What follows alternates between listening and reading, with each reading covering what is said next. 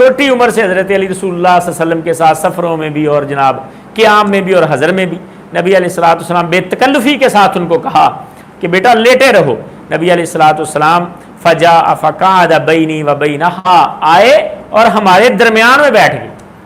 ہم لیٹے ہوئے تھے, نبی علیہ الصلوۃ والسلام آ کے ہمارے درمیان میں لیٹ گئے, لحاف کے اندر اپنے پاؤں کر لیا آپ نے.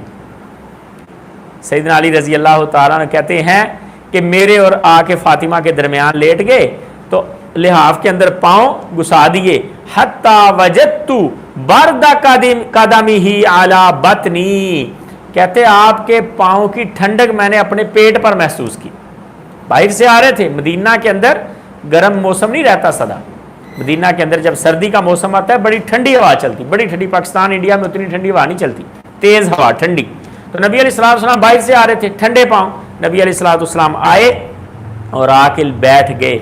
تو نبی علیہ الصلوۃ والسلام نے بڑی محبت کے ساتھ ان کو کہا الا ادلکما علی خیر مما سألتما, میرے بیٹو دونوں کو مخاطب کر کے کہا کیا میں تمہیں ایک ایسی چیز کی رہنمائی نہ کروں جو بہتر ہے اس چیز سے جو تم نے مجھ سے ڈیمانڈ کی ہے, تمہاری ڈیمانڈ سے بہتر نہ تمہیں دے دوں. انہوں نے کہا جی حضور دے دیں.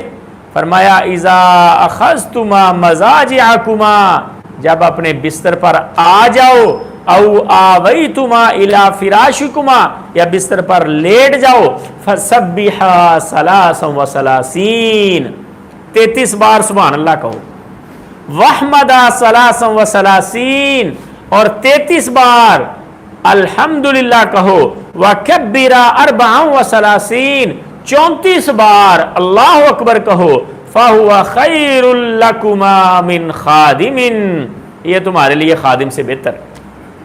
خادم دے دیں گے وہ کام نہیں کرے گا, یا کرے گا آپ کو کام نہیں کرنا پڑے گا, آپ ایزی ہو کے بیٹھ جائیں گے سکون کے ساتھ, تھکاوٹ نہیں ہوگی.